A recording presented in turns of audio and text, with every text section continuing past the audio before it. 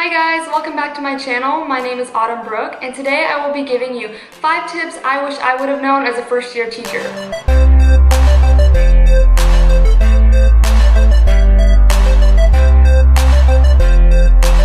Okay guys, so tip number 1.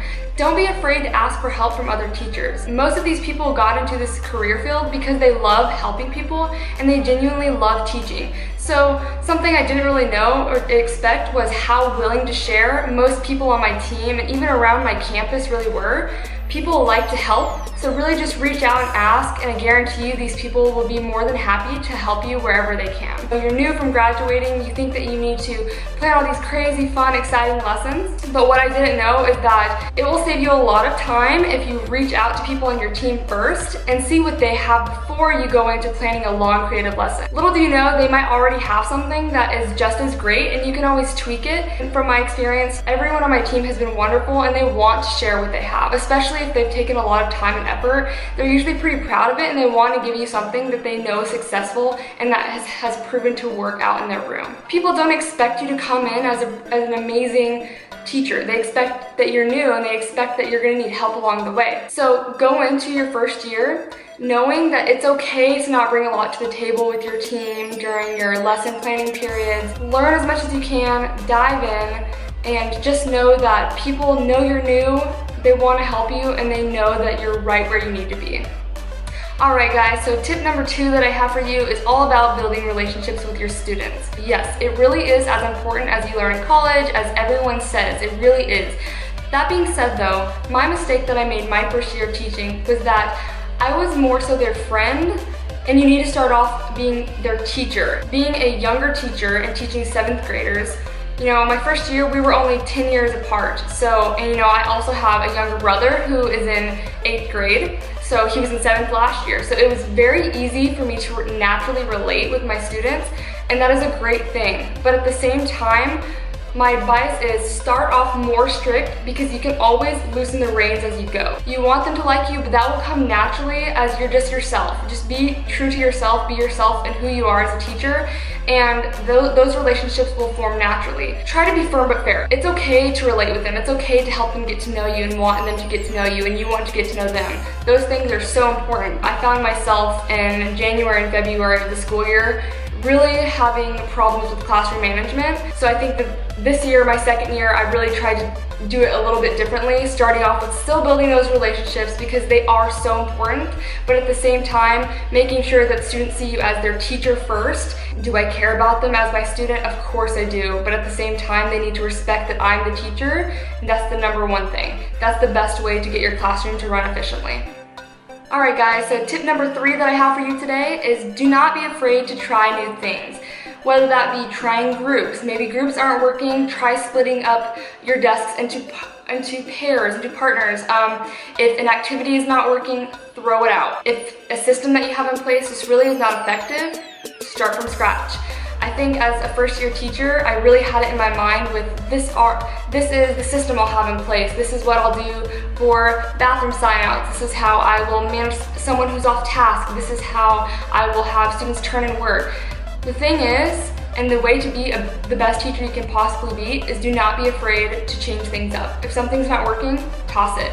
Don't waste any more time on it. And I think that the students really appreciate that because a lot of times they will have already realized that something's not working, whether that be who they're sitting next to if someone's distracting, or whether that just be a simple procedure like I said, like exiting the classroom for the bathroom. Be creative and be flexible. So if something's not working, don't hesitate to try new ideas, ask other teachers what works for them. Maybe try out something that they're doing that they know is successful. Just be willing to try something new. I think the students really appreciate that, and it's really great to not be stuck in one way, especially if it's not working out for you and your kids. The most important thing is you really just want to do whatever's best for the students, and however they can be most successful in your classroom, that's the most important. Alright guys, so tip number 4 that I have for you today is have a backup plan for your backup plan. I think especially in college, they kind of teach us to fill out these long lesson plans. I know me, in my college, I went to Texas State University. They had us like plan out every single minute of your entire class period. So there's pros and cons to that. I will say it is helpful to kind of know exactly what should happen and around how long you should spend on each thing. But at the same time, I think that it's important to know that sometimes things simply won't work out. Sometimes there might be a tiny little problem that comes up, and I know from my experience, one tiny thing would come up and I would be like a deer in headlights. I would have no idea what to do with my kids, kind of like a panic in my mind. So what I found to be very successful is to kind of come up in your mind with these go-to activities that you can have your students do in case something doesn't work. For me, it was technology. So let's say I had this whole lesson plan for technology.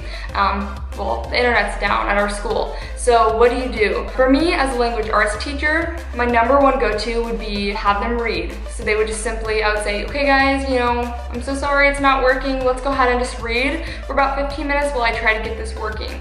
So that's always like my number one go-to backup in case it's not a technological issue. On our campus, it is a 2-to-1 campus with technology, so I share my laptop cart with my next door neighbor. So technology is very easy to come by. I have these go-to sites that I'll have my kids use. Maybe it's just as simple as they finish their assignment early. So just have like a list of ideas that you can like go to when your students finish early, or if something doesn't work out as planned, something goes quicker than you thought it would. For me, like I said, reading is number one. I also have a few websites that I use. One is a grammar tool. It helps them with their grammar. They can kind of explore at their own pace, so that's a great tool I use. There's also a website called e-reading games that I use. So, you know, for language arts, that's great. It's like a game, but it's also language arts related, figurative language, so it's perfect. So my number 4 tip is just make sure that you are aware and don't beat yourself up over the fact that sometimes things will not go as planned, but that's okay. Just be prepared for the unexpected. Kind of have those ideas in your back pocket if you ever need to pull one out and use it. Okay guys, and last but not least, my number 5 tip for you today in this video is show your students that you're human. Just be human, be yourself. And when you make a mistake, don't be afraid to apologize to your students. Let them know why this mistake happened. I think these are really great tools to help us teach our students also how to be great people in the real world, and showing them that when you make a mistake, you can apologize for it, or you try again, you don't give up. So show them that you're human. I have found that really, whenever I make a mistake, you know, whether that be me taking notes and I spell something wrong, maybe it's a grading mistake, I show them that it's okay to bring forward mistakes, and it's okay to correct the mistakes, and it's okay to be human. I think the same goes for them. Whenever they make mistakes, I show them that it's okay to make mistakes at times. If it's a big mistake, how can you correct that mistake? How can you right your wrong?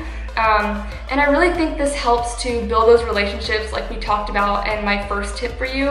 I also think that this helps to build trust with students and show them that even teachers can make mistakes as well, and this helps gain their respect. So I mean, that tip alone can make such a big difference with building those relationships in your classroom. Alright guys, so that's all I have for you today. If you like my channel, please feel free to like and subscribe this video, and stay tuned because I will be posting some more videos. Thank you so much for watching, and have a great day.